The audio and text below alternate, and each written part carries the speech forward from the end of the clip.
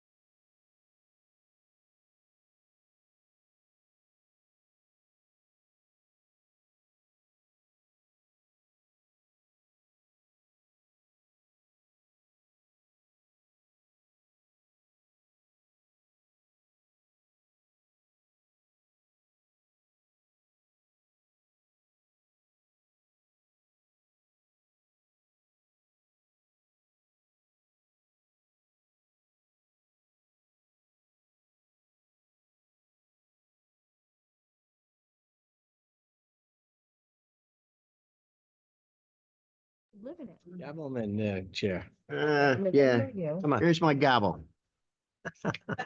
He was a problem. Let's see, we got one more coming. what do you go by? Oh, come on, Sean. He's come. I'd like to call the meeting to order. Building Committee, Wednesday, June 5th, 2024. Don, would you please call the roll? Yes, sir. Mr. Chairman, Here, Ed Prady, Chair. here. Bill Nass, Vice Chair. Present. Rosemary Krager, Superintendent. Risa Spangler, School Committee Chair. Here. Tammy Holden, School Committee Vice Chair. Here. Ho George, Director of Facilities Management, Transportation and Safety. Here. Thomas Welch, Town Council Vice President, not able to make it today. Peter Connerton, Town Council. Yes, sir. Donna Sweet, Middletown High School Principal. Present. Michelle Fonseca, Assistant Superintendent, not present. Sean Brown, Town Administrator. Here. Mark Thayer, Community Member. Here. Don Moran, Community Member, here. We also have Bill Niemeyer, Bill O'Connell, alternates. We have 11 of 13 voting members. Mr. Chairman, back to you. Okay. All right, next I'd like to propose to amend the agenda for us to vote on meeting minutes from May 6th as well as the meeting for May 8th. Discussion? Sorry, motion? I'll make the motion. Second. Any discussion? Nope. All in favor? Aye. Motion passed. Okay, what we'd like to do now is consider a vote on our meeting minutes from May 8th, 2024. Motion to approve the minutes. Second. Any discussion? Not? Vote? All in favor? Aye. Motion carries. Consider and vote on the meeting minutes from May 6th, 2024. Motion to approve the minutes. As written. Second. All in favor? Aye. Motion carries. Okay, we're gonna skip our agenda right now, and because the architects are coming in person because of the exterior options that they want to show us, so they have some samples and so forth. Unfortunately, they're stuck in traffic, so what we'll do is skip over that and go to our item number 4, which is the owner's rep update, please.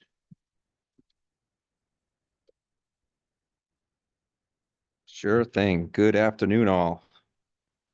Hope you enjoyed the 4-week layoff. We missed you.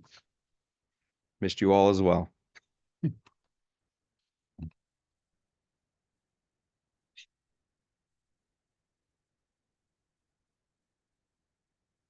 Okay, so my update is not going to get us all the way through until the architects get here, but I'll do my best to stall for them. So my first item on the agenda for today is that on May 28th, the Council on Elementary and Secondary Education unanimously approved over $207 million for the Middletown Public Schools projects. 170 million earmarked for the middle high school, 26 and change for the elementary school, almost 5.5 for Aquidneck, and 4.288 for Forest Avenue. So what does that mean for Middletown? I'm sure you all remember back before the November election, when we went for a $190 million bond, that we said that we felt we could get $160 million reimbursable of the 190. We were very fortunate with the help of the educational planner, Civic, and HMFH to put together a stage 2 package requesting far more than the 190 and getting the $207 million approved, which means the entirety of the $100 million for the middle high school and the elementary school complex will be reimbursed by RIDE at the 55%. So there will be no unreimbursed costs for the $190 million. It also gives us another $17 million should funding become available to do work at Forest Ave, Aquidneck Ave, which would also be reimbursed by RIDE. Nice job. Hey, Justin. Question? Yeah, go ahead. Quick question. Yes, sir. So I'm just reading that letter there and the way that's represented, it doesn't show all the bonuses. When does that come out? When the So- project's completed. When it's completed? When the project's completed, yes. Yeah, and we are eligible for 20 additional bonus points. We have a base rate of 35 points. Right, and that's what I just figured out. I was just. Yep. Okay, thank you. And also, as of just after noon today, the RIDE has sent over to Rosemary and Town Council the memorandum of agreement. So we not only has the, Council on Elementary and Secondary Education approved the budget, the memorandum of understanding is in Rosemary's court to have the school committee sign off. So that's just another step in moving forward to, I'm sorry, Justin, for what again? Well, I didn't hear you what you said. so RIDE has sent over the memorandum of agreement for the $207 million, Okay. which needs to be signed off by every member of the school committee and returned to RIDE for execution. When do you need that by? We have a meeting next week. I put it on the agenda. Okay, Yeah. perfect. We need it before we finish the projects. Oh. We'll get it signed Oh. next week.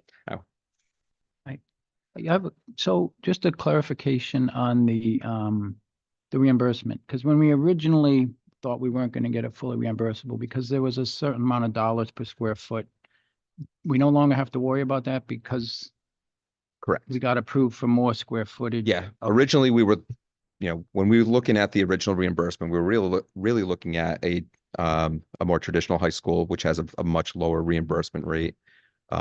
But through working with RIDE and working with Manuel, we were able to get the full $225 per square foot for a comprehensive middle high school approved, which is why our reimbursement rate was so high. You mean 225 square foot per pupil? Per- You said dollars per square. I know what you meant. Yeah. I know what you meant. 225 square foot per student, Which is fully reimbursed. which is fully reimbursable. And second question, is PAYGO still an option? PAYGO unfortunately has run out and there is no PAYGO available for this project. Okay. Okay. That's unfortunate. It is. Just like the point that the all contracts must be signed by the end of this month, is staying as well. Correct. That's next. Any other questions on stage 2 or the memorandum of agreement? All right. So next is the construction manager at risk RFP update. We are nearing the final stages of negotiations with both Bentley and Gilbane. Bentley is further along and we're pretty much ready to sign off on their proposed contract edits.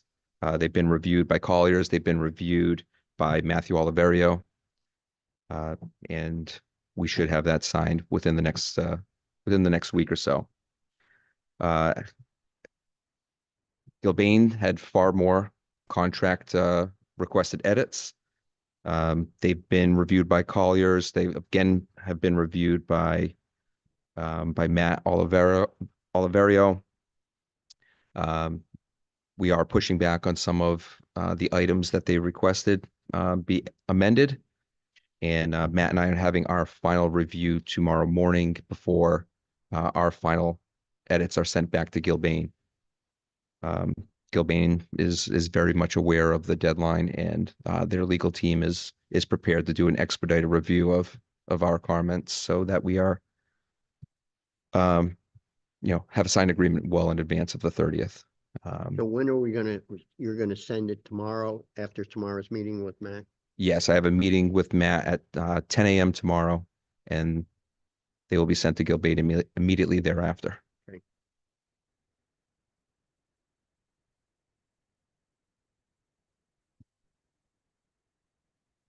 As far as Bentley, we just need to convert the draft contracts into a final draft and have it executed by the town and by Bentley.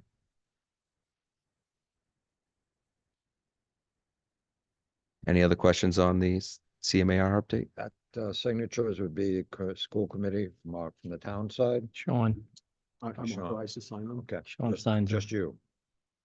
I believe that's how they're set up right now. Right. Okay. I just wanted to confirm.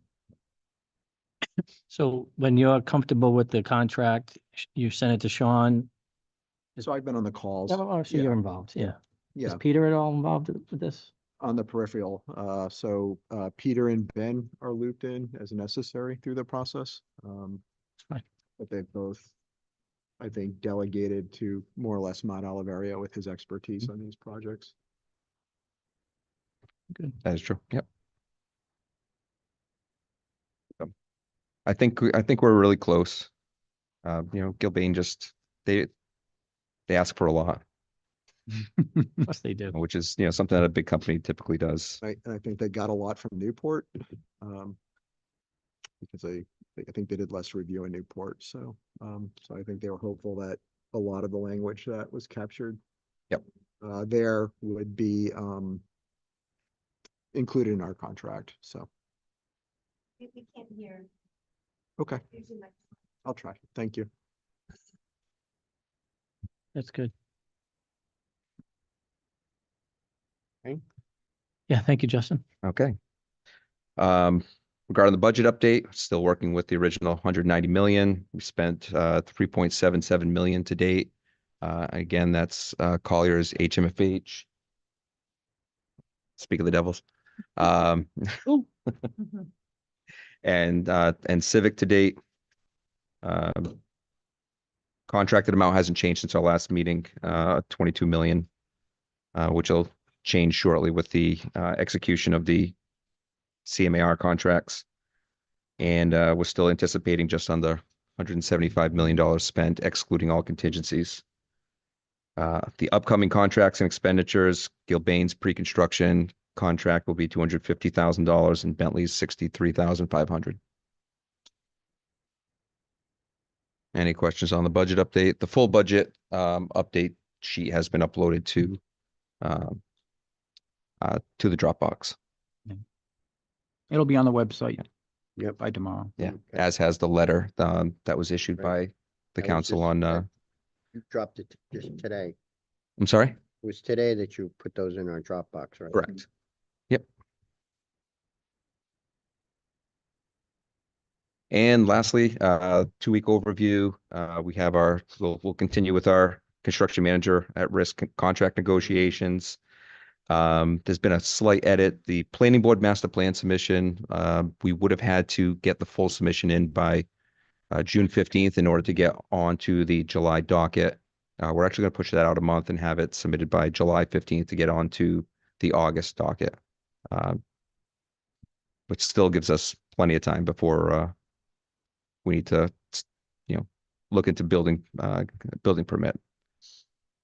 Yeah, that's probably wise. You want to make sure you have a good package to go to the board. Yep.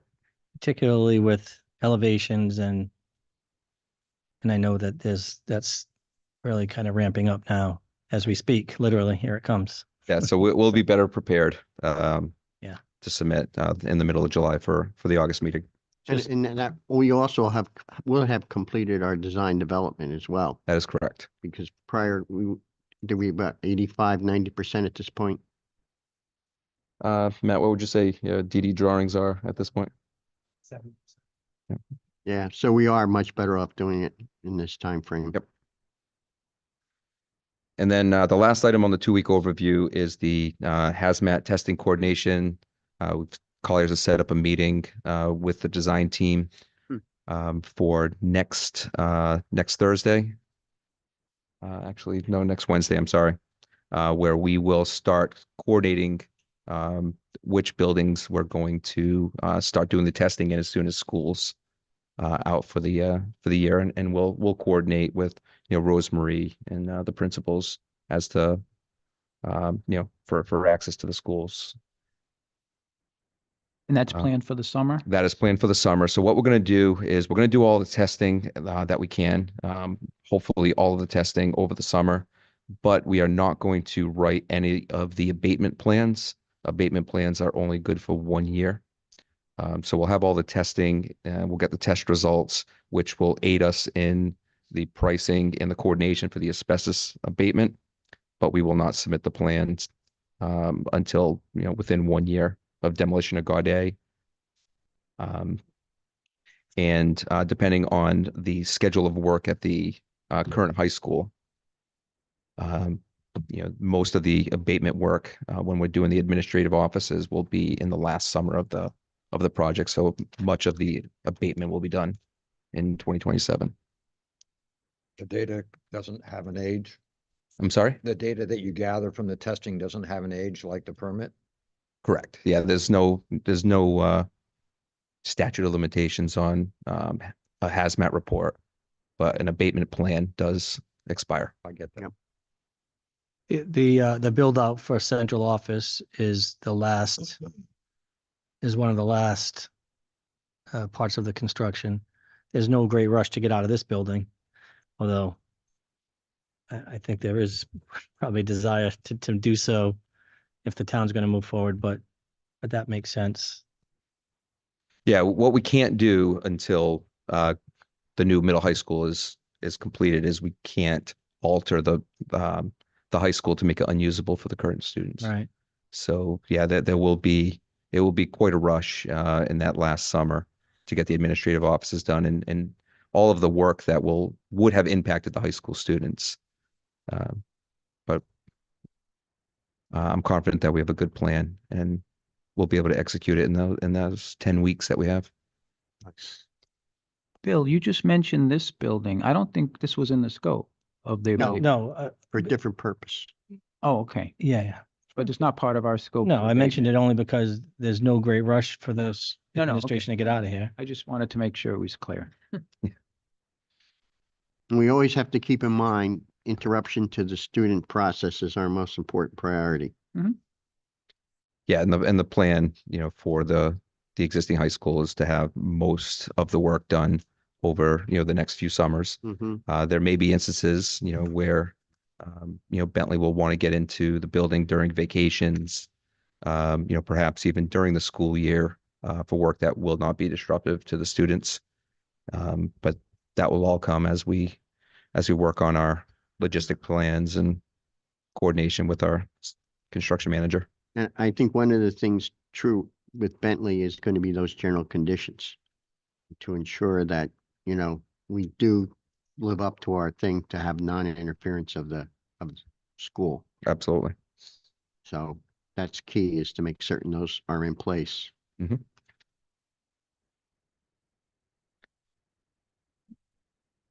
Any other questions?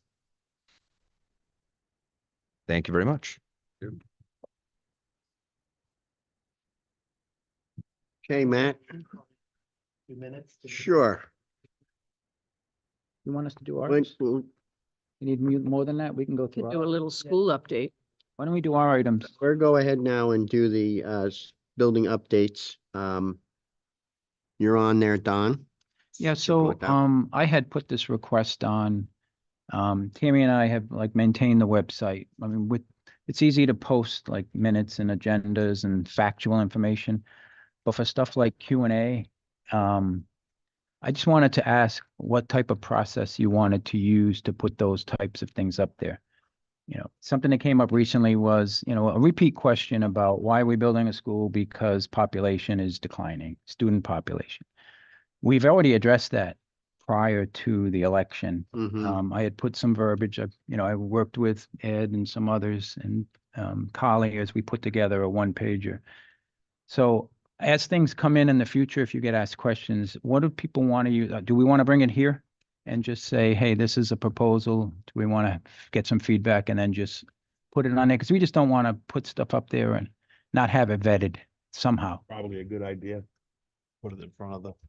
Or it should maybe be run through the superintendent and town administrator. That's fine That's too. fine by me too, just so the supervision of it. And I have to say, whoever's answering those questions, whether it's superintendent or the town administrator, the information was, as you said in the flyers, I think we need to stick with that same verbiage and utilize that flyer that we used in the first place of why we were building a school. Right. So I think when someone says that, here's the answer that we've had from day one. Mhm. And that answer hasn't changed. I Agreed. think if we start deviating off of that original, I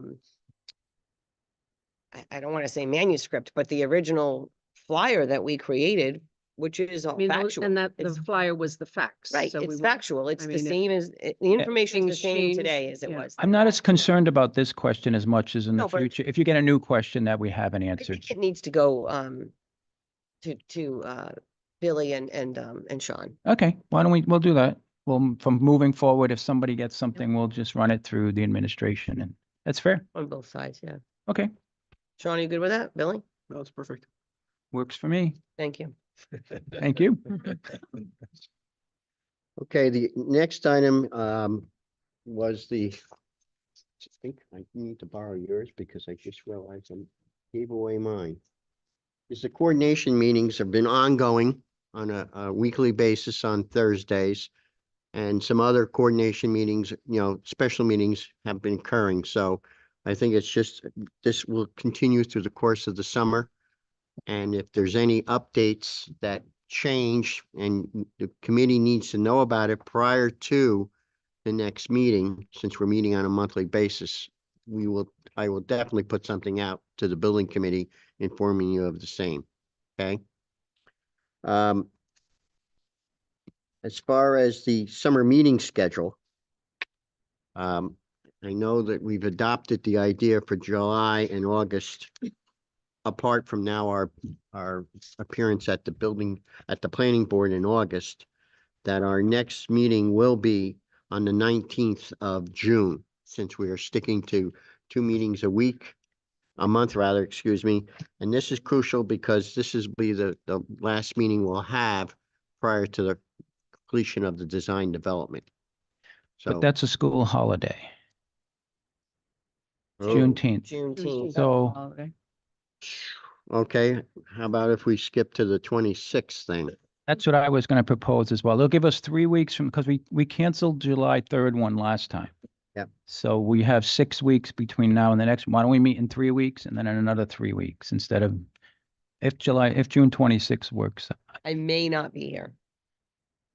Well, that seals it. We can't do it then. Nope, you are welcome to have it without me. I'm just letting you know. All the more reason to get it done.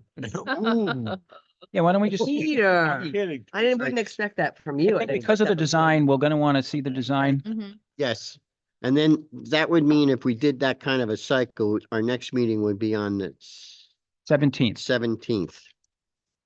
And then we're skipping the 31st and we'll meet on the 14th of August. July 17th July 17th July 17th, and August 14th. and then August 14th. That's what we agreed to last Yep. time. right? I have that. And I'm sorry, what are the June dates? June 26th, so it'll be 3 weeks from now instead of 2. 2 because of the 26, holiday, 17, 14. And then July 17th and August 14th. right? And then we'll revisit where we need to be After that, yeah. after that. Yeah, because we're going into, Construction documents then. there is a fifth Wednesday in August. Yeah, August 28th is still scheduled. Like, as Ed said, as we get closer, we'll see if we need it. I'm sorry, there is not, it's one, I'm looking at the wrong month. That works. All right, and then we'll set things up, and this way we'll be able to set our schedule according to the project schedule. And let's face it, the most important thing coming is once this design development is done, is to get that cost estimate. And that's our big nut that we have to look at, because that'll decide our course as we proceed on. When do you think we would have that, Justin? The cost estimate for design? In Matt's update. Hmm?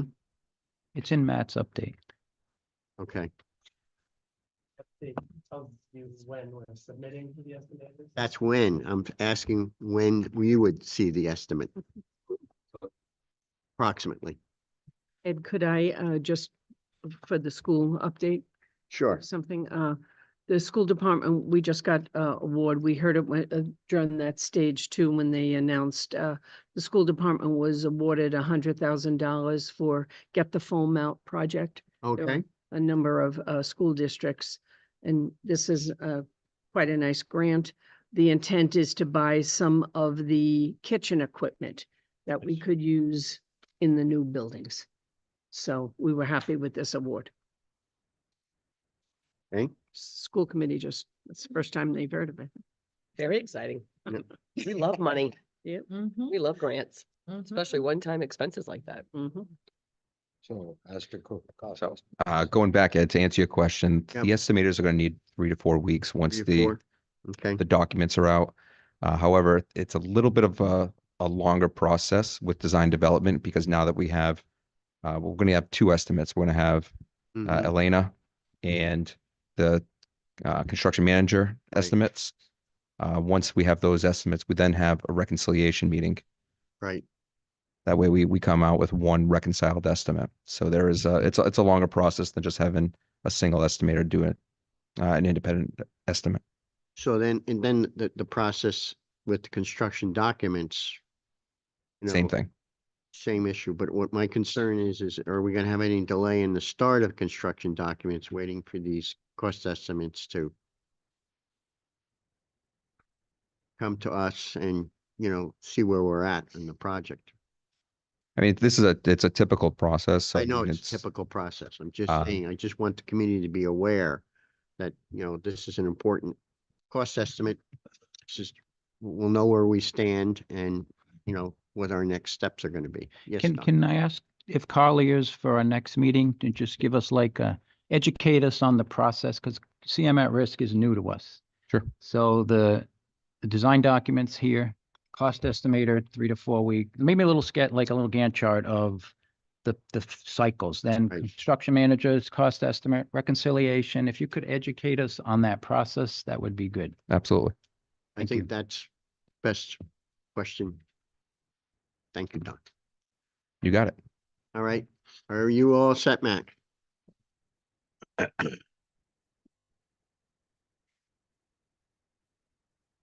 Thank you for your patience. And I'm happy to be here tonight. Share my screen.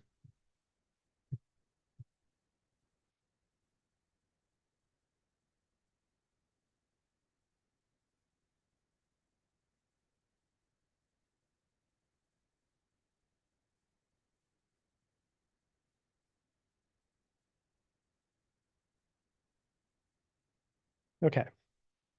Good evening. So our main order of business tonight is going to be talking about the exterior design. We've spent quite a bit of time and effort on it over the last couple months in preparation for getting to this point in design development. To bring this to you and get your feedback as we finalize the documents for the cost estimators. So here we are, kind of coming towards the end of design development, as we just talked about. That mid to late July timeframe is when we'd be transitioning over to construction documents. If we anticipate that there will be a need for a bit of back and forth in order to get to the point where we can approve it. And the additional week, 2 weeks, whatever it is that it would take to do that, we're prepared to absorb that into our schedule. We don't see that as an issue. There's plenty of us to continue working, plenty of things for us to continue working on as a team that won't affect cost. That will be necessary part of construction documents that it won't matter. So going into the exterior. So I just want to kind of give you an overview of where we are with the materials. A lot of it we've talked about already. But some of it we're just going to get more specific about, and we're going to show you images and of precedent projects that use materials in a similar way, but also new images of the building design that show how that is going to be employed on the project. And just a word about what we're thinking about as we select materials. First, one of the first and foremost things is that it has to fit within our budget. It has to make sense for a project like this, a public school project that's going to be built by a public contractor who does work in this market. And that will stand up to the rigors of a public school design over the life of the building like this, and won't require lots of maintenance to make it continue to work the way it should be. In addition to all that, it should be good looking. It should be something you're going to be proud of and come together as a cohesive design. And we have a lot of materials that we've been working with that do that. And we're going to show you how we're selecting from that kind of palette to make it work for this project. And then lastly, we are interested in making sure that materials are within our goals for sustainability for this project, so that they're materially, that they're not bringing things into the world that we don't want in the world, if we can avoid it. And that have what's called low embodied carbon. So we're not using a lot of energy to make these materials where we're able to avoid that. What was that term? A low embodied carbon. Low embodied okay. It's the amount of carbon that goes into that material just to Make- get it to be on the site. Not just as a material, but also in the manufacture. Manufacturing and in transportation and Through the site. in implementing it into the site. So what we're proposing and what we've been proposing for the most part, I don't think there's much new here. The primary wall material on the exterior will be an architectural concrete masonry unit. And it's not something that you're used to. When you think of CMU on a building, you might be thinking of like cinder block.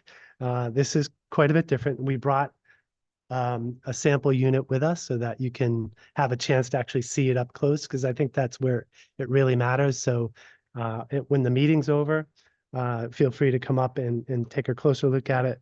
Pass it around.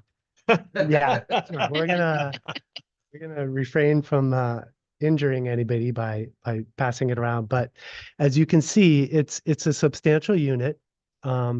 Like masonry, it's 4 inches thick. So it's a veneer wall construction, just as if it were a brick building. But the unit size is bigger than you would typically get in masonry. And that alone contributes to a lot of the cost effectiveness of this. There's a lot less labor to put this in place in a building, but you stack it up just like you do brick. And it does come in a variety of sizes. This is the most typical, the 8x16 dimension that you're seeing.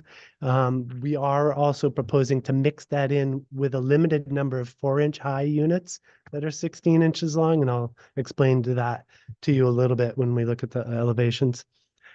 And by specifying a type that's an architectural grade, you get a lot of choice in the appearance of it. And so this unit is a polished ground-faced CMU unit that has aggregate in it of different types. The aggregate are the little pieces of stone and flecks that are in it. And when you polish and grind it, it exposes those, and that lends to the character of it. So it has a lot of, variety in its appearance just within one unit.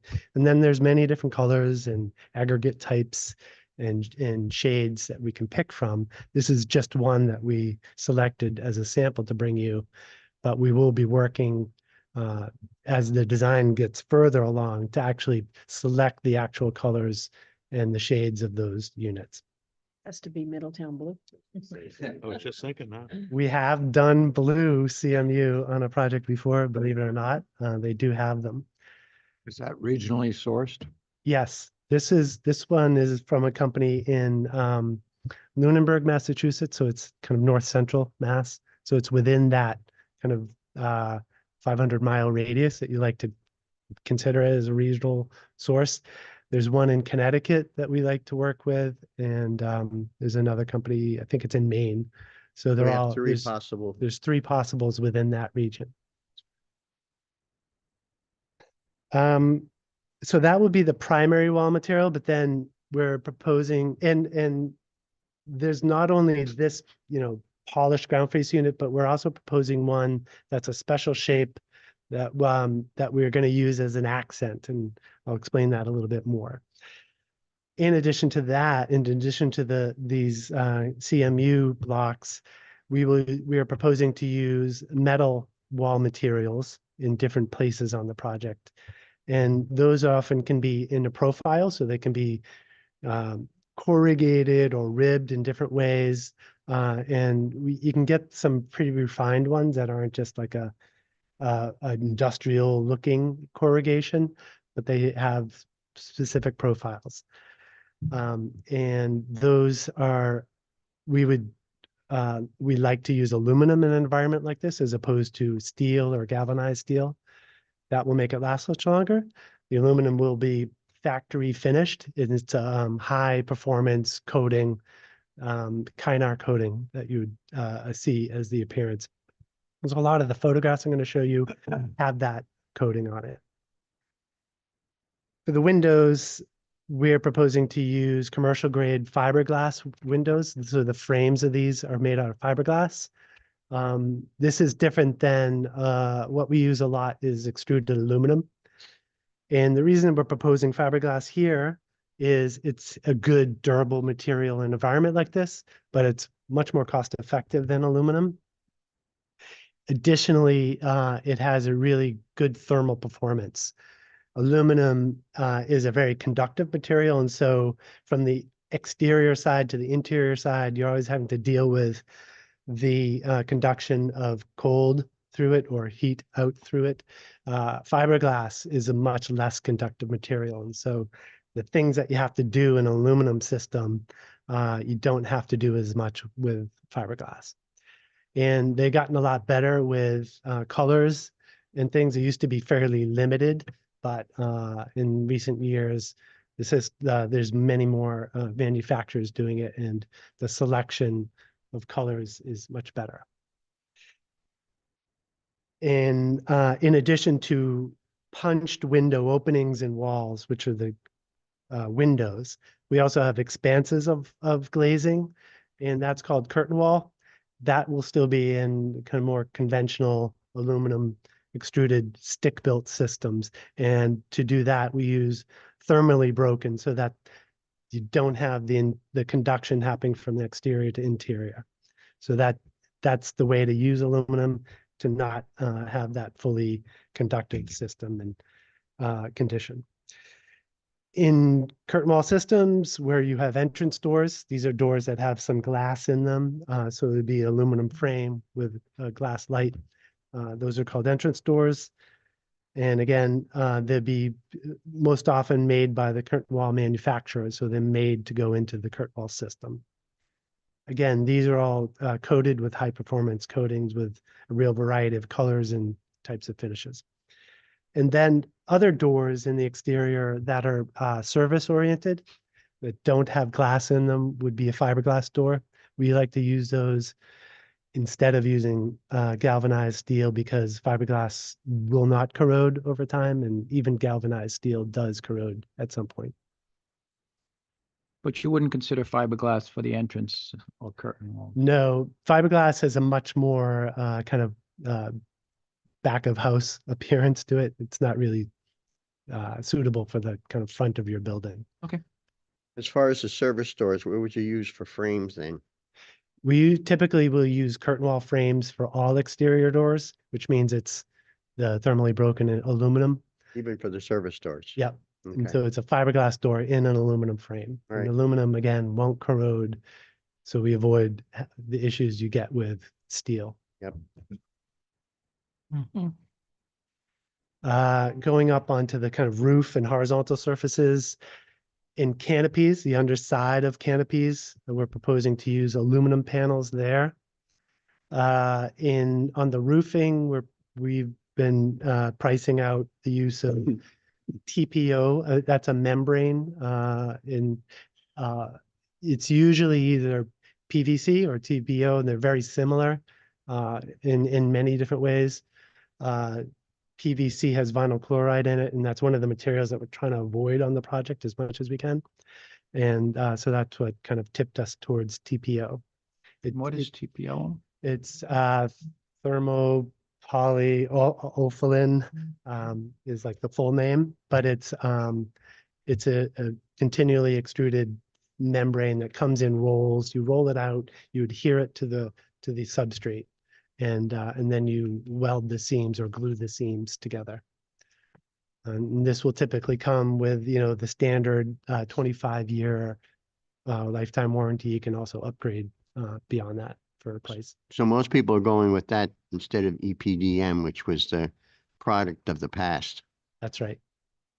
And the other factor is with TPO and PVC, you can get them in white, and white is the preferred color for reducing heat island effect, keeping the environment around the building from getting really hot in the summertime. It does mean that when you're out working on that roof, when it's sunny out, it can be kind of high glare. Yep. So it's just something that, the We'll provide workers have to- sunglasses. Oh, you need it. Yes, right. Yes. Where we have some low roof areas that are visible through windows, especially on a classroom window, we will typically specify a dark colored TPO for that small area, which doesn't affect the overall heat island of the entire roof. And we can still get the CHIPS credit points that we want through that. Then we have some skylights in the project. We're using sloped aluminum glass units for those. Some of them are stick-built skylights where they're bigger to bring light into those light wells around the project areas. But for smaller unit skylights, those will be prefabricated units, usually 4x4. And when you say sloped, it's the whole unit slope, not the glass. Yes, and so that you You're get not some using drainage the off of one side. curved glass concept in some of the skylights. Yeah, like if you were going with plexiglass type skylights, those would typically be like a domed shape. These are glass and Okay. they're flat. Then for roof edge materials, we're proposing to use zinc titanium, or we just call it zinc often. But it's a metal that can be formed to take the shape of the roof edge that you want. We also often carry it down onto the sides of canopies and things like that. We've used it in wall locations and in roofing as well. It's really good because you can form it in the way you want in the field, or bring it when it's preformed. So that's something that it will last for as long as the building will last. It's the main thing that we like about it. Is it a standard color? There's, in its natural form, it comes in a couple of shades, usually one that's a slightly more silvery and one that's a little more charcoal-like. And we can bring those samples when it's time to look at that. A lot of the pictures I'll show you are the darker color. But it's not considered a coating. It's Right. part of the material No, itself. it's a material that has a factory patina coating. It's Mhm. not a coated to it, but they pre-patina it. So when it's on site, it's going to be the color that it will be in 30 years. Yes, yeah.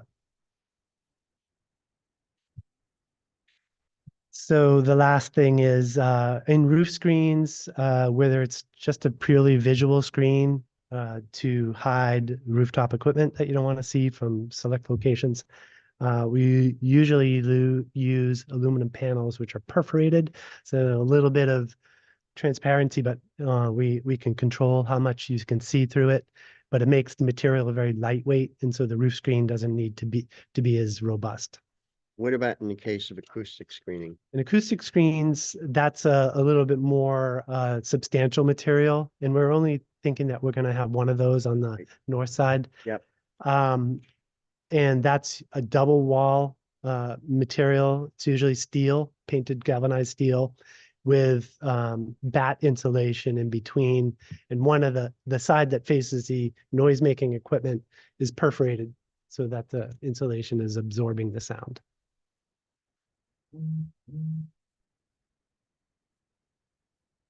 So I'm just going to run you through a series of images that are pulled from some of our past projects that have employed these in different ways. So in these images, you're seeing this is an example of architectural concrete masonry units, this kind of gray color. You can see some aluminum and glass entrance doors here. That's a kind of colorful accent color that was used on this project. On this school, you're seeing more architectural CMU done in a kind of bands or striated of like probably 4 or 5 different colors in this one. In the last image, you're seeing this kind of oblique view of a CMU wall that really conveys how the polished material has a reflective quality to it, which makes it much different than the kind of old cinder block CMU that you might be used to. So as far as cleaning, it'd probably be a lot easier to keep it clean than, let's say, brick would be. Yeah. We The still, joints flush with the material, or is it Is there? concave? yeah, the mortar joints are similar to what you would have in a brick Okay, wall, so that weathering wise, they're fairly flush, but they're right. tooled to have a concave so Yep. that water drips out of them. But we still do recommend a graffiti resistant application to it up to a certain height. Right. Usually the head of the first windows. That gives you some graffiti protection, at least starting out for the first few years. That application wears off over time, so you'd have to reapply it for it to still be effective. But because the CMU is polished, does give you some ability to clean it more easily than a more textured material would. Mm-hmm.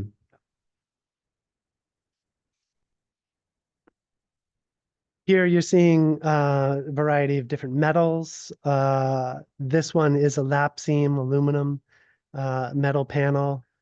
So it's a particular profile you can select from that comes to the site already formed like that, and they just kind of lap each layer as they install it.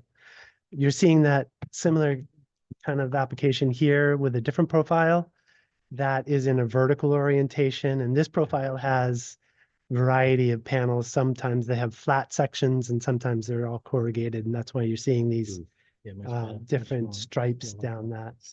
You're seeing this roof edge here is the zinc titanium material. Yep. That steps down actually and becomes the face of this soffit as it kind of turns under this overhang. And those are lap seam panels that are jointed around each other. And you can see that there's a roof scupper that's formed out of the same material right here. That's a similar material on this canopy as well. This canopy is held up by structural steel tube columns that are painted to be a complementary color.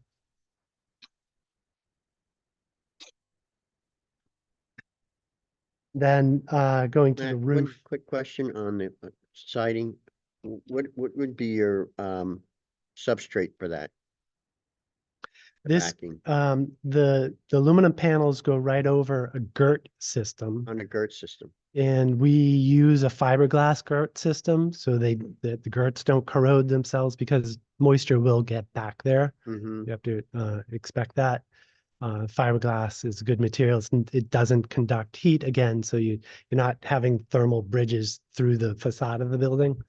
But depending on the orientation of the panels, you lay the girts either horizontally or vertically, and then you fasten the panels. They can either be exposed fasteners or concealed. In both of these, I believe they're concealed fasteners. So the fastener happens when you lap one material over the other that hides the fastener. but it is essentially what's called a rain screen system. So it's not tight joints. Water will get back of it. You just detail it so that the water has someplace to get out at the bottom. Not a lot of water gets back there, but you can expect that some does. These schools have TPO membrane roofs in white. You can see covers a large expanse of roof area. You can see some roof screens around equipment. Again, these are typically the perforated aluminum panels. And you're seeing skylights, both unit skylights, these little small dots that you see. And then on this school, Saugus, you can see larger banks of skylights. Those are the stick-built aluminum and glass skylights. You can see that up through the light well here in Saugus.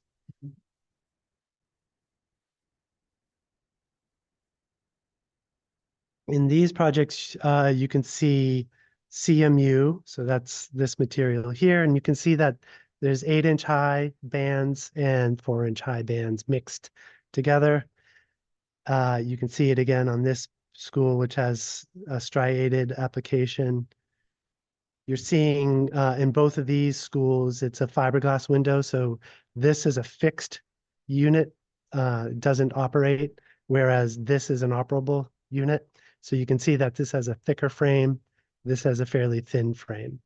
You can see With- that again on the interior. With a color, you have color options with the Yeah. frame. So on this one, it's white on the interior and it's this gray on the exterior.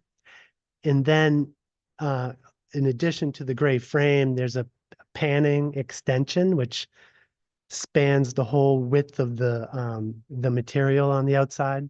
So that comes out to the face of the concrete masonry units, and that we used this blue color as an accent. Middletown blue. Middletown blue. Not quite, but close. Question to go back to the siding. What's the top coat on those panels? So these panels are Kynar coated, and it's usually a 3-coat system. Mhm. So there's 2 coats of paint, and I think the last coat is a clear coat. And they have pretty good warranties on them, so they won't peel or chip, and their fade resistance is pretty good depending on the color you pick. They hold up to the salt there very well. That's my concern, yep.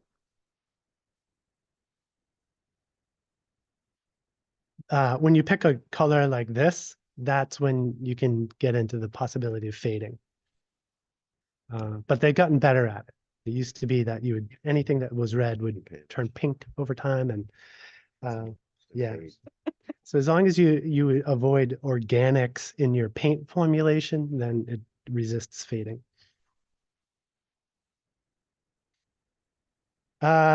Seeing a lot more, so curtain wall systems here in Saugus, you can see these expanses of glass going up in these stairways or entranceways.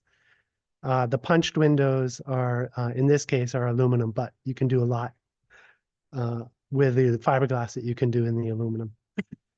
In the Chapman School, the canopy has a composite aluminum metal panel on the underside of it.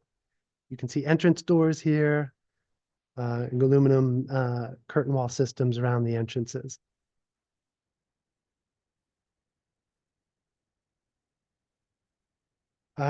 So that's an introduction to kind of what the materials look like and how we've applied them. Now I'll go through and show you where we are with the design. I'm just showing you an image that we've presented previously as the massing of the building. It hasn't changed all that much.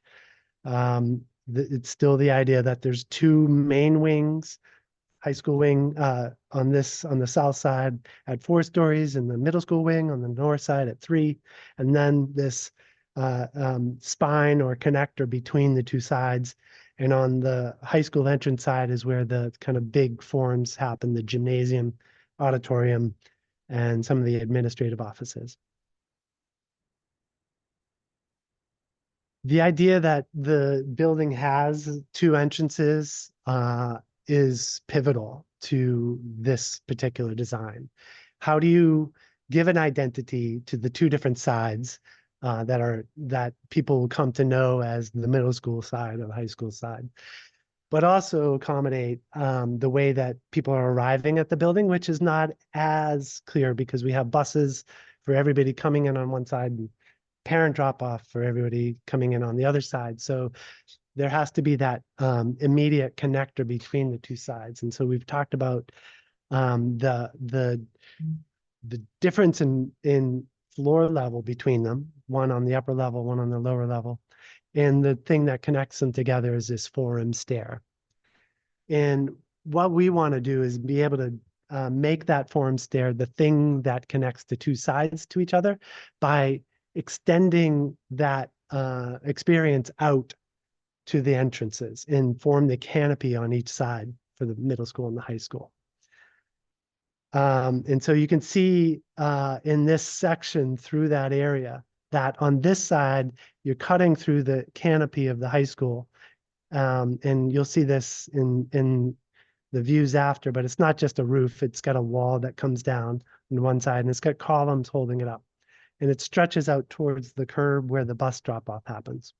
And then you come inside and you have the experience of being in the lobby, which is just adjacent to the cafeteria, and then going down the forum stair. And when you're going down that forum stair, you have that view out through that double height space of the middle school entry and the courtyard beyond that. And so we really want to play that up. And so you're seeing that double height articulated even out through the canopy outside. And here you're seeing the corridor at the second floor level that cuts through that. And then on the lower level, the lobby and the vestibule entranceway. Then this wall is the wall that comes down as part of the canopy. And we've done these shaped openings within that wall, which then get kind of mirrored on the ceiling of that canopy. All this will be more visible as you see it in the perspective views. But we've added this view to the presentation. It wasn't in the packet that went out, but this is the inside part of that experience. It's the forum stair with the high school lobby at the top and the middle school lobby at the bottom. And these are, it's a staircase, and so it's steps with railings, but it's also tiered seating. It's the place where the students can informally hang out and can double as a kind of gathering space and even a presentation space at different events. We're using the same articulation of the wall and the ceiling in here that we're proposing to extend out through the canopies as well to make that a kind of unified experience.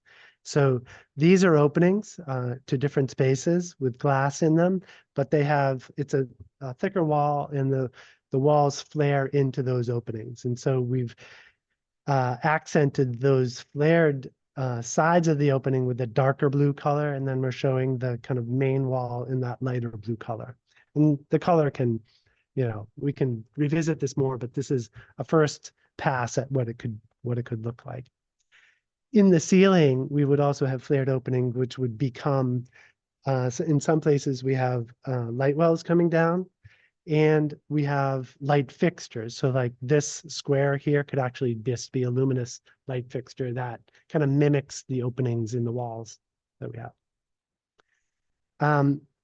The other side of the forum stair would just be kind of neutrally finished wall material.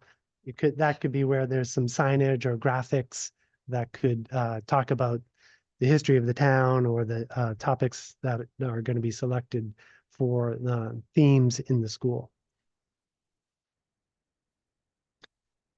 Now I'm going to go outside and show you, starting from a Turner Road approach, how the building looks. So now you're coming up the driveway and you're going to go to the new parking area, which is outside the high school entrance. You're seeing the canopy that I'm talking about kind of in the middle of the image here with that kind of slice of blue of it visible. To the right of that is the gymnasium volume. So that's that double height space, which is on that the second floor area on that upper tier of the site. And then to the left of it, you're seeing the 1-story high administrative offices of the high school. And then continuing to the left of that, you're seeing the two height volume of the auditorium. The auditorium in this case is kind of half embedded into the rest of the building and half exposed. And so what you're seeing here is just that kind of part that's exposed on the outside. You don't actually see the stage fly space, which is the tallest volume, because that's completely embedded within the building. And then in the back, you're seeing this is the connector between the two sides. And then here at 3 stories, you're seeing the high school classroom wing, which as the grade drops away becomes a 4-story wing. And then at the roof level, you're seeing some screening elements around rooftop equipment and the head house of staircases. From here, you'd be able to see that there's a flagpole outside the high school entrance, and that helps kind of clue you in as to where exactly the entrance is. There'll be additional signage. We're proposing to use some letter signs along the roof, but also there'd be the name of the building, either on kind of seat walls around the courtyard or in some kind of signage on vertical elements like a post at the entrance to the school. The cell tower flagpole would be off to the left side of that image. Where it is today would be, yeah, off to the left here. Currently, the plan is that that will be removed from the site when the new building opens. You want to buy it? In that little That was section, my cell phone connection. little section to the left of the auditorium was originally the Transitions Academy. Correct. Is that? Because I know you brought that up once before. It's still in, We do have we're closing a deal at the Y okay. for that location, but we don't want to compromise the space. Yeah, leave it in now and then, yeah. Exactly. Exactly. Yeah, so it'll become something, there's lots of uses that will compete for that space. They have a raffle. So now moving in closer to the entrance and that courtyard, kind of moving up as if you're coming around the loop on the bus and dropping off right at the entrance. You're seeing the courtyard space here. The landscape architect has described some of the features of this previously, and he'll be coming back again, probably right at the beginning of construction documents to give you an update. This is a planted area right in front that would help infiltrate some rainwater, called a rain garden. It has a path that cuts through the middle of it so that you can have the water continue beneath it. So it's kind of like a bridge almost. And that points directly towards the entranceway. So you're seeing this is the canopy overhead, stretching out towards the drop-off area. And the wall of the administrative offices in this case is kind of a continuation of that canopied appearance brought down, again with these kind of flared punched openings, bringing daylight and view into the offices along that wall. And in the case of the canopy itself, there's a couple of skylit openings so that you getting some light into that space during the day. And some of those openings will become light fixtures for lighting at night.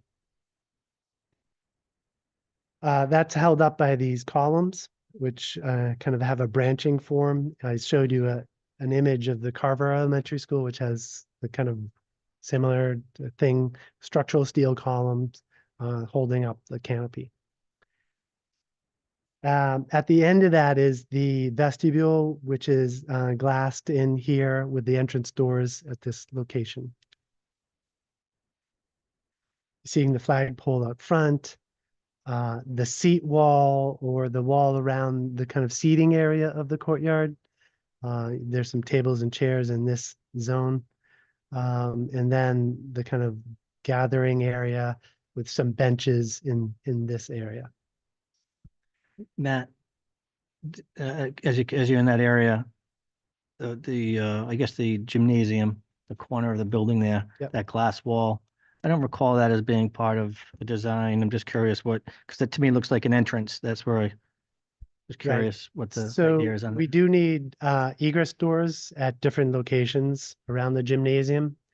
And we think it's also good to have a little bit of visual connection so that as you come up to the school, you can kind of see what's going on at night. If there's a game going on, tells you right away, like what's happening. All the way behind you. across the front of that first, No, in another view, or let me see, in the previous view. no, just curious. I Yeah, mean, you can see that it's just limited to that corner. Going across, it's just the I gotcha. masonry wall. We are showing a few low windows in there, smaller scale. But that there's will be just the obvious glass. place people will want to enter the building. It's not going to be It's designed not that way. it's not a primary entrance, no. No. And what's on the gymnasium, the exterior wall, what are all those, like, So it's a masonry exterior, it's Right. the CMU material. And we're using a special shape of masonry to create these accents throughout different areas of the building. In this case, we're using them in this kind of distributed pattern. So it's mainly a flat CMU, but once in a while, it's a shape that projects out. I have a slide later that will show you what that shape looks like, but it's wedge shaped and planned. So it's a little thicker on one end than the other. looks like a rock climbing wall opportunity for students. Yeah, so, We can we've increase done it. a lot of projecting masonry in different buildings before. Okay. Trust We me, I'm have a always pretty- thinking about safety. Yeah.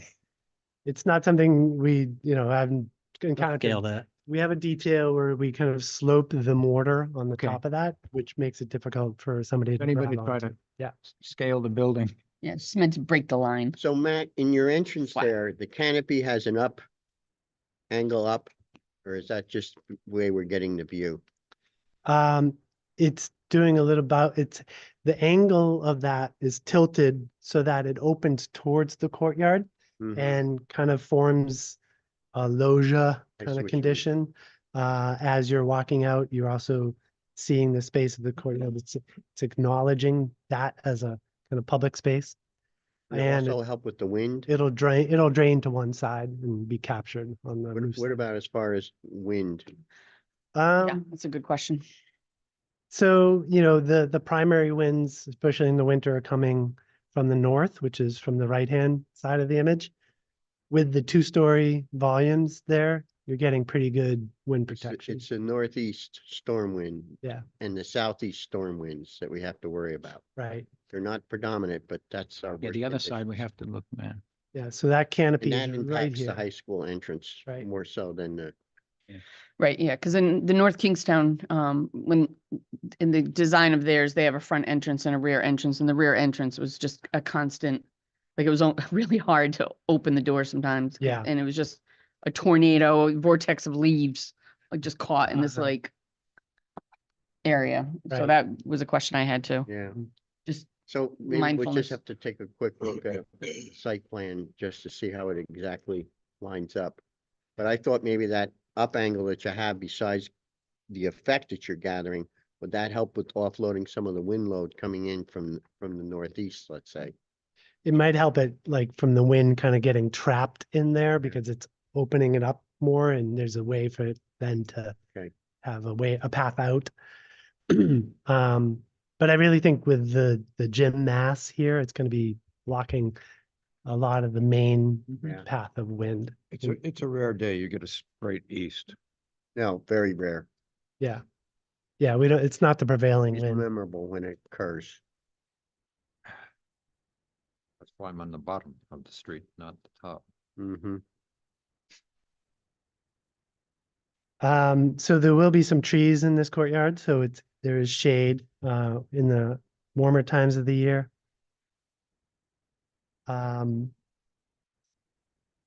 You can see the kind of letter sign that we're showing on the roof of the administrative offices over here. In this porch along the back, which is essentially along the cafeteria, that's proposed to be the metal panel material. It's got a kind of horizontal linear profile to it. with these tall sections of glazing.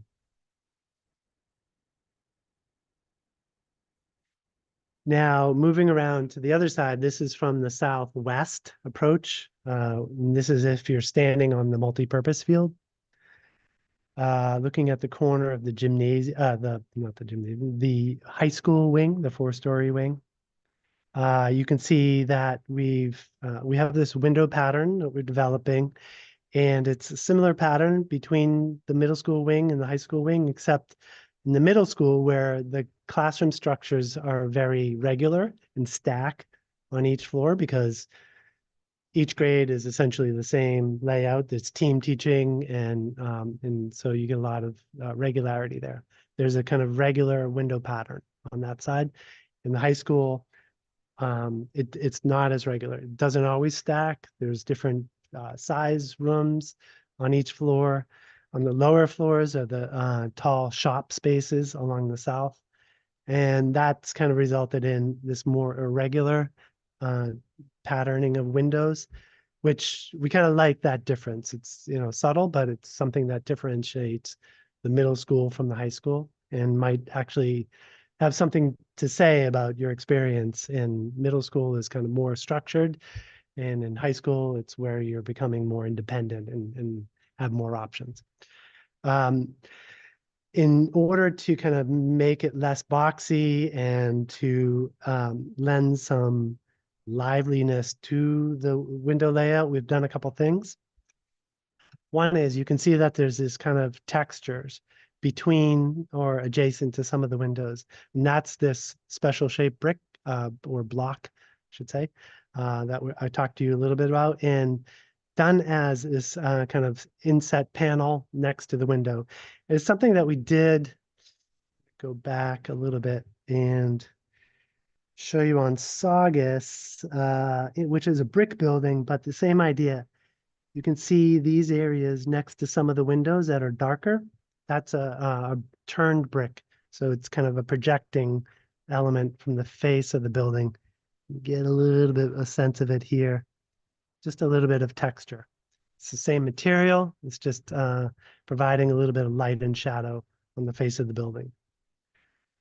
The other thing that we've done is taken a mullion on select windows and extended it out so that it catches the sun and creates a little bit of a shadow on the facade and is an opportunity to have some accent color.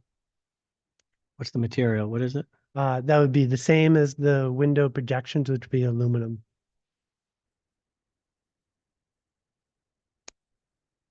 You're seeing on the southern part that some of the windows are go in slightly deeper and go taller, or the opening to them is taller, and that's to reflect the shop spaces that are behind those, which are double height spaces.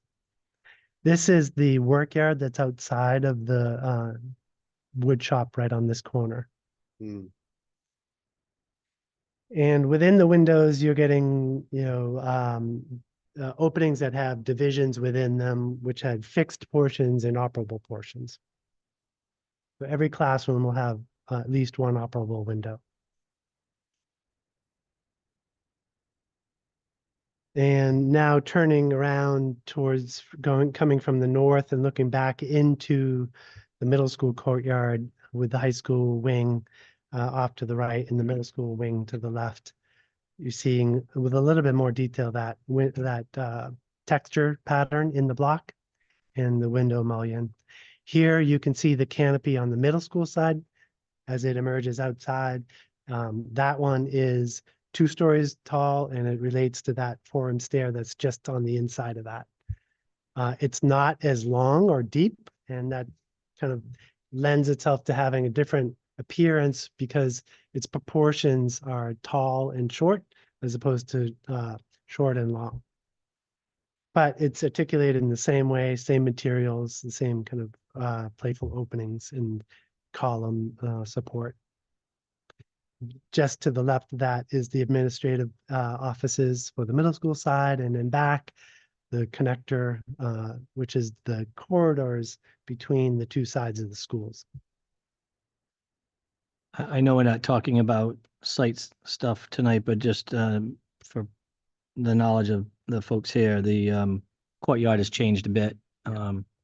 It's a little more accessible. It's an X shape, I think, is what we talked about. So I know it's just a rendering for the building, but it's not necessarily reflective of the courtyard. Yeah, Bill's talking about a presentation that the landscape architect made to the Coordination. working group on Thursday mornings, which was just last week. We actually don't have the drawings ourselves, so we just kept the old design in. I But get it.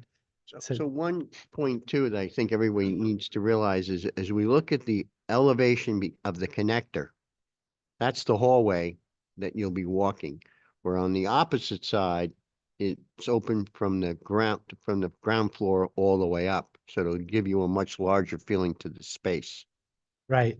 So that's trying to get depicted. So this is that wall that Ed was just referring to. So you have the hallway at the 3rd floor level going back and forth between schools. That's the stem spine. Hallway at the 2nd floor level and at the 1st floor level. And so that's the point where you're always kind of seeing in and out from where you are. And on the upper side, it's that double height space that goes into the cafeteria.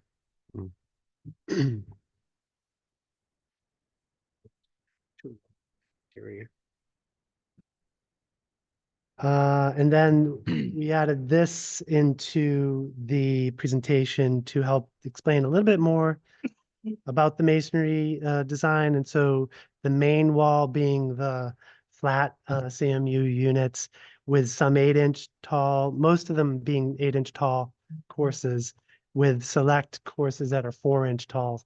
We need to do that because the floor to floor height in our building is not the same as our 8-inch CMU course. So we had to introduce some 4-inch courses in there anyway. It's not really a cost difference. It's just a different, a number of different size units that would be required. And then these are those panels with the shaped blocks next to some of the windows. The shaped block is this here. You can see it's called the wedge shape and from this manufacturer. Again, it can stick out. It ends up sticking about 2 inches, 2.5 inches at its deepest point on one side. And it goes down to nothing on the other side. So that's the little pieces of shadow that you're getting from each of these accent areas. And then this is a photograph of this block sample over here. So if we look at this, what you're proposing, and compare it to, let's say, what we saw at Saugus, which was brick. I'm sure this question is going to come up. What are we looking at from the standpoint of cost? Brick and block are generally within the same range of each other. Mm-hmm. And block is usually more economical by an order of like $4 to $5 a square foot. And the maintenance And- as well, the preventative maintenance, when I It's think it's of brick, I virtually the think of same. Pointing. Yeah, you would have to repoint it, Yeah. some long time down the road, Mhm. 30 years, we're talking. So I have a couple of comments. So it's not a secret that I'm the chair of the planning board and this has to go through planning board approval. Whether I sit as the chair during that meeting is yet to be determined, but I've had a couple of members say to me, first off, the Middletown rules and regs for this require it to go to the planning board for a design plan review, among other things. They're not set up for a school. They want colonial buildings, they want roofs, they want clapboards, historic windows with divided light, and that's just not going to happen. We know that. But that said, the planning board does have an approval role here, and some of the members have suggested to me that we look at a design as close as possible to using brick or as much contrast as possible and two members on two separate occasions said to me, if you look at, as an example, if we could see the new YMCA that was constructed over the last, actually an addition's being constructed now. That was something the planning board did and took a fair amount of pride in, changing the design to try to make it as much of a, it's not colonial, it's not the right word, but away from the industrial looking building that frankly we see here. There needs to be some give and take because the planning board does have some approval power here that needs to be at least considered. And so I just need to put that out there. There's got to be some give and take. So the best example I could leave you with, design team, is the YMCA seems to be along the lines of a nice design with a nice incorporating materials that work for this area, for this design area. Whether it works for practicality and economics is another discussion, but they won't necessarily, no, I don't want to say they won't care, but they're going to want to push and see a little more character to the building than what you're showing there. Just fair warning. Yeah, I mean, we're certainly willing to work with them to get to a place that everybody's happy with and meets a budget. Yeah, we That's do the need to key, talk is about meeting the economics, right? budget. If you're saying brick is that much cheaper, No, it's not that much cheaper, No, it's actually gonna be more. more. that's what I meant. This is cheaper than the brick, is Mhm. what I meant to say. Which is why we've proposed it from the beginning. We have to go with cost as well, and if it's a tasteful design, it is a school, it is unique, it's not a house, it's not a commercial building. And it's something that's gonna be there a long time. I think we have to look at the size of this building and look at the price tag of this compared to. Correct, and that is a very tasteful, I think that's a very tasteful, it's subtle, it's gonna blend in with natural colors, it's not gonna stand out. I think, in my opinion, red brick would stand out and pop off the street. I think this just blends right into the Yeah, no, environment. the YMCA building is not fully brick. There's portions of it that aren't. So again, you might look at that and see if you can incorporate some design features into that. I'm not suggesting it should be all brick. I don't think the planning board will go that way either. But I think they're looking for more contrast and I think that kind of discussion at the planning board level, it will carry some weight. I don't see them. I mean, they have a role here that needs to be considered, and I know it's going to have to be that this committee getting there and making the case to the committee to convince them that it's a school and it's the regulations are not designed for a school. That's just the way they are. We've had other commercial buildings in town built, but they'll point to the YMCA and other large buildings more recently that have been built with using some unique features that suggest a New England look to it. So Well, I don't know where I it goes think- from there, but it's worth knowing. I think, there's lots of things we can do. We came to you with a pretty neutral palette of block material because we haven't gotten to the point where we're selecting a color or, a blend of colors or patterns. So there's a lot that we can do within that Right. to give it the kind Right. of life, I think, that you're suggesting. Contrasting. I mean, not necessarily, maybe not brick, but maybe certain some change in colors, change in tone, change in. I think, and that's not in opposition to what we have in mind. We're just haven't got there yet. We got to start somewhere, right? And this is a start, right? I agreed. You're also not reading the differentiation between the metal and the masonry Mhm. at this point because the colors, Are the same. Exactly. that does help to break up the Right. massing. And, this is a really large building. The scale of this building is very different than I'm sure any of the other buildings that have come before the planning board. Even the YMCA, it's a fraction of this. The YMCA is a fraction of the size, but it is a building that's visible. Especially when you go back to the 4-story high school section. Mm-hmm. on the west side, so. And I think one of the things too, we've got to stress to everyone that we made the building work to our site. And that's critical here in the cost and everything else. And work the site to the most optimum we possibly could, because you certainly have some issues down along Quidnick Avenue with your wetlands. So, everything is put on the spot here. I think one of the things that Bill has brought up, and then Ed has mentioned as well, is, we could do a little bit more mixing with increase the amount of paneling, for example, possibly. Yeah. To offset that. But I think what is key here is the cost. We don't want to compromise the educational aspect of the interior of the building to make it historic looking, structure and plop there in the middle of Agreed, Ed. between Gaudet and Turner Road. An example of what I think may stand out is if you go to slide, one of your exterior material slides, Shows the horizontal. shows the horizontal, This yeah, one? right there, right there, Back. Yeah. Back one. on the left Yeah. side. Yep. That I think is a change in contrast, a change in color, change in design. It almost, if from a distance, it almost looks like it could be siding. It could be a Bingo. clapboard siding. And that's what I think is what the Okay. planning board looks for when they look at stuff like that.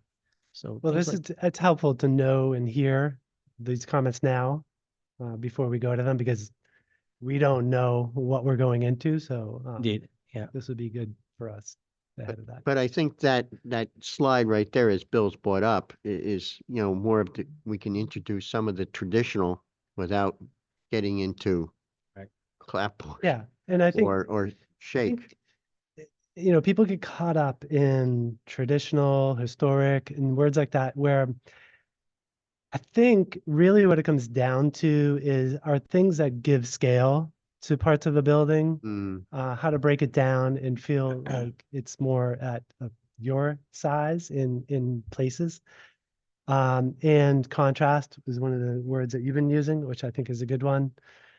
And, things like texture and shadow, which break up a kind of monotonous mass. Indeed. So those are the things that we think about as we're approaching a design. And we'll do more to kind of highlight that in the. I'm glad to continue to work with you leading up to the planning board meeting. I'm not exactly sure where I'm going to land as far as chairing that meeting, but we'll see. Okay. And you mentioned, even the CMU, right, comes in different colors, different aggregate too. You could break that up theoretically as well. The actual CMU. Yeah. Whether you. Yeah, no, Have all Parts that, of the that's what I- building yeah. that take on one color versus another. But this Another is a good start. We have to example. Yeah, start yeah. somewhere, and this is a start. Yeah. And, but that's part of the process is us. Yep. And the community and the planning board and the administration, so there's a lot of Yeah. steps, but you got to start somewhere, and this is. But maybe they bring the options to the meeting, say we are. Have there to. are- Yeah, they ask for samples. You're gonna have to. Exactly. Is there anything other than that, Billy, in particular, before they continue on their design of the planning board would be looking at, so they can have that information ahead of time? Well, That look, the planning so, board would not approve? look, just knowing the history of the planning board, for 9 years now, it's away from the industrial looking building, closer to the, non-industrial building, if you will. I guess there's no other way to say it, but traditional materials, yes.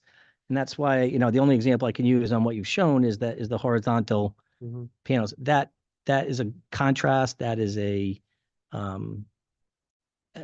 change in view. It breaks up the massing. That's probably not a good word to use at planning board, but but it is what it is. It's a big building, and that's the reality. So it's going to take a little bit of finesse, but I think taking a look at the YMCA, knowing that 2 members have said to me, the YMCA has a nice design, and obviously you can't design the school to look like the YMCA, but there are some components to it that I think may be applicable and can be incorporated to satisfy what they're looking for. That's the best I can do for answer, and then continue to work with you on getting there. You're not getting there till August, so there's still time. There'll still be time. And you haven't done it, but I do think that like the big bold colors are not the vibe, you know, it's more the neutral. Mhm. You know, I liked another picture you had earlier. I think it might have been the other entrance. You know, that has a more, I don't know, something about that entrance and that feel. Yeah. You know, the sandy colors, there's no big blues or reds or, you know, blues can come to play Yeah. inside or trimming things out maybe, but I just think the neutral, and I think that horizontal just gives that less industrial vibe. The Great. horizontal. That's exactly what I'm suggesting. Yes. Keeps you there a little bit. So, Yeah, part of it is the massing on this side To get to the lends big, itself it's to that totally different, yeah. because you know, and trying to be cost effective on the other I side. just have to suck Yeah. it up on one side. the massing issue certainly comes to play when you're coming up from the entrance from Aquidneck Avenue. It's a big building. You're gonna see it. It's kind of reality. And I think if we could just come up with something, but So- I think, like, for example, right there, when we look, you can just see that the use of more siding maybe could help in that connector, you know, whatever, I'm not, but, you know, I think the main thing is we cannot get away from, it's a big building, you know, and it's a reality and it's, Yeah, they're going to need relief from many of the waivers of the rules and regs, and that's a reality. We know that. One of them is without knowing the exact numbers, an unbroken wall panel, more than 45 or maybe even longer, 50 feet, without some type of a design feature to break the visual effect up. Those are the rules. I mean, I'm sure you've probably seen them already. Those are the things that the planning board keys on and says, you know, you can see, you know, the wall's 100 feet long, but how are you breaking it up? Give us something to break it up. You know, but you're gonna And need a lot of waivers. That's the reality. At the same token, you want an aha feature. I know when I drive through towns and you see a school, Mhm. I say, wow, this town really values. Education. what Yeah, I they're agree with doing. that. I agree. You know, I think it needs to be, I love the subtle colors. I think it's, the sandstone is a very, very pretty color. I really do. I'm an earth tone kind of person, and I think that just blends right in. Once the landscaping is done, it's gonna look gorgeous. But I understand what you're saying. I just think that we need to, the planning board does need to understand this is not the same thing of anything they've dealt with before. And we haven't built a building in a school building ever since with this planning board and the rules that we have today. So I also think with working with the town, you know, and uh, what the community wants is gonna be a big part of. Well, a big part of this is an appearance in front of the planning board. They'll make their presentation, the board will ask questions, and then the public hearing people will speak, and everybody here should speak. Right. To that exact, Mhm. Is there an opportunity to have sort of like a pre-meeting with them? there is. There is. You can do a concept review. Might not be a bad thing. You might check with Ron Walensky on that and see what he advises, but that's not a bad idea. Go through all this work and then have it all changed. I think you're right. I think that'd be great to talk. Not a about. bad idea. Mhm. But yeah, I think Ron can advise on that. I would support that, I think, because look, it's going to be a special meeting. You'll get on the agenda. You're likely going to request a special meeting because it'll be a relatively good sized presentation. I would imagine there'll be a lot of people want to speak. So we won't do that at a regular meeting. We'll probably schedule a special meeting and maybe you simply ask for a concept meeting first to present these general ideas. That's not uncommon. Mhm. Good question, Ed. There's different approvals. There's a master plan submission and Correct. then there's a preliminary plan. Right. And we're asking for master. Right. We're coming in asking for master plan approval, not master preliminary, because we're not ready for that yet. We don't have the design at the level of necessity that's needed to get a preliminary approval. You'll be waiting until, you know, end of the year before we get we get to that level. But if they want to see renderings and views as part of the master plan. Yes. Is there I know that the technology exists. I don't know if you have it in-house to do like a 3D orbit and that sort of thing, so you can see it from each. I don't think you're gonna see a lot of this building from Aquidneck Avenue, personally. It's behind all the commercial stuff. Right. Yeah, that's a good point. That helps. That would help, sure. You're gonna, when you come up the driveway, you're seeing the athletic fields. You're not gonna see, so, Be off to the side. Mhm. yeah, And when you turn down the road, it's sort of Mhm. right in front of you for a short bit, Oh. and then but Johnny Q Public going down Aquidneck Avenue is Not not gonna gonna see it. see Right. this. Right. I think Uh, you'll see more from. Turner Road. Oh, absolutely. Well, yeah, because you've got the open fields there. Mhm. But that said, the biggest part of the building is the Southeast corner, Aquidneck Right. side. You're not gonna see that. Right, but purposely down in a hole. excuse me, Mhm. southwest side. Agreed. So I think that is not a bad idea, though. That would be a point to make, that it's, you know, this is tucked away in the middle, really, as you look at the site plan, we're really in the middle of the site, you Yeah. know? That carries a little bit of weight too. Yeah, to Mark's point, maybe you take a vision from Mhm. Aquidneck and you'll see. I don't know if To you can you? do that. There should be enough 3D data from your original Right site. there. Again, the entrance is down here. You'll But if see, you bring it down, if you bring that view Exactly. down, you'll see the wetlands and the field. Yeah, you're not going to see the building from Aquidneck Right. at all. Mhm. you're not gonna see it. So my concern was because of the earth tones, and the neutral color, it had a commercial feel to it. Oh, I like, The you like what? building that Me comes in too. mind is the one that's just adjacent to the town hall, which is kind of a standard commercial 1980s, early KVH. 90s building. Yeah, that's. Something we're dark. trying to avoid. It's also Orange. right up on the street, so Mm. I think we have some ameliorating effects here offered by the site. But you got a problem with Turner. I think that's a warm, But you have a Oh, good, in good, my you know, you opinion. have a good relief Yeah. on the Turner side. Frankly, I gotta tell you guys, and I'm gonna make a comment on this, Mrs. being probably feminist, but you know, both Tammy and I are sitting there as women saying that's a warm tone, it's soft browns, and the guys are like, no, no, no. I think we.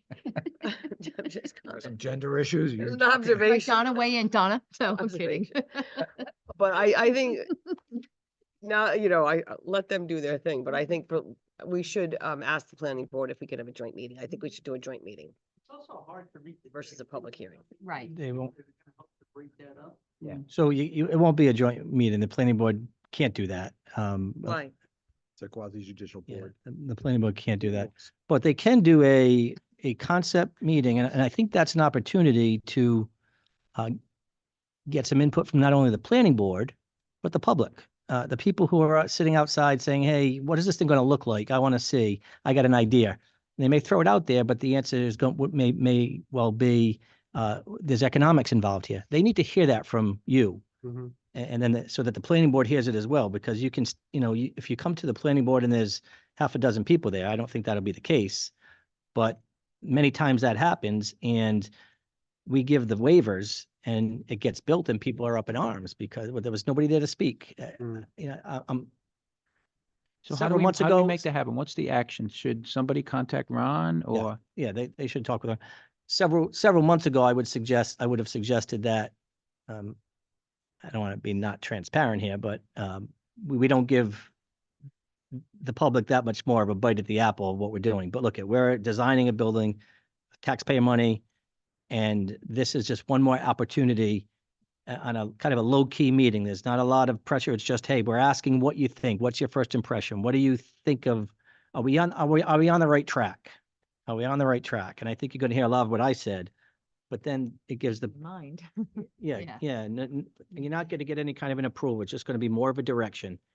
We could do that at a regular meeting. That's not a, Be a special meeting. so, but I think that's a, Give this one time. It's fine.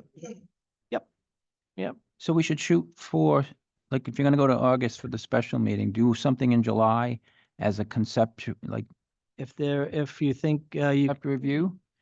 And try to schedule something and open it to the public? concept review is a perfectly valid part of planning process. Okay. Applicants can There's a lot request. it. happening in July. Yeah. With the cost. I think is this thing should come after the costs have been resolved at design development milestone. Prudent. You'll have a better handle on it at that point. Right. so. We'll I reach out to Ron. Okay. hesitate to say this, but if you give me enough data, I could, if you want to do a walkthrough, I can paint the outline of that building on the ground. That way you can see exactly where stuff is going to be. I don't know how many people participate. Yeah, it's a big, yeah. Yeah.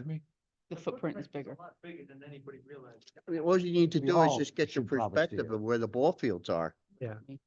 Yeah, we can do before and after. Those are all helpful. I mean, we've been doing this for a while now. There's going to be a lot of people getting eyes on this for the first time, Mhm. and they're going to be like, whoa, what's happening? It's all good. Yeah. So we've been looking at it. Public hasn't. A lot of people outside this room haven't. So that opportunity is valuable, I think. Okay. But the question is, we're gonna do it after the design development Yeah. estimate is in and rectified or is in? I think it'd be when it's rectified and then we know, what's gonna be in the project at that point and what's not, So master plan review in August isn't likely then, right? Well, but look at master plan. I mean, if it goes to September, if you go the path you're going now and ask for a meeting, you get on the meeting in August, you're probably going to have to ask for a special meeting. We probably won't hear it because of the mass of the presentation. You might ask for a concept plan prior to at the August meeting. Just you could ask for that. Now you could ask for it in July, but you're not going to be ready. But certainly in August, you could ask for a concept plan meeting, knowing that you're going to come back in September and do your master plan. That's not going to affect the timeline here at all. Is that the advertising public, you guys? Yes. 2 weeks? Yes. Yes. But that's all done through the application process. That's why their deadline is as such to get on the July meeting Mhm. for advertising purposes, particularly now because of the change in legislation with the planning board now doing unified review and granting zoning relief. There's a lot more to it than it used to be, so. But I think that's a good path. I think that's helpful to us, helpful to you, helpful to the public. Sean, what's your take on that? I want to discuss it with Peter Regan, because he'll represent the committee and the application going forward, so. But I think talking to Ron is an important step. And then, and just, talking with the solicitor about how he will want to present with the consultants is, the other key. That's important too, yes, indeed. Good update. Okay. Just run through 2-week look ahead quickly. We got a meeting with the IT director coming up this week or next week. Coordination meeting with the hazmat consultant. And what we're really consumed with right now is getting our documents ready for the design development cost estimate set that we're going to issue to our estimator, Alana, and to the construction managers. That happens on the 17th. And we have a kickoff meeting as a hold with the construction managers. I don't know if there's anything left to say about that. We've been helping with helping feed information to the school to get their input on the equipment that's going to be needed for the CTE and STEM spaces. That's important because we need it for both kind of space layout, but also the power and other infrastructure that has to go along with that in the design. We provided a good amount of information back on grants that are a grant that is being so applied for. And just to let you know that we, as a design team, we meet with our consultants on a bi-weekly basis. In addition to all the other back and forth that happens by sending drawings around and models. But we do that on a bi-weekly basis for each of our consultants. We've even had some of the building committee members who are interested in certain disciplines attend those just to see how it's progressing. That's what we got. Anything left? Did you finish all your user group? I know last time you still had like a couple of them left. Yeah, we have Drama, drama left. yeah. That's And then the main one. students, I think Manuel wanted to meet with the students. Yeah, I'll leave that to Kind Manuel. of missed that, right? That was his idea, so we're happy to kind of work with him on it, but yeah. Okay, I was just curious if you, yeah, that's fine. So September. Yeah, exactly. Yeah. Dollar short by then, no. Really? Oh, really? Thank you very much. Thank you, Matt. Per year.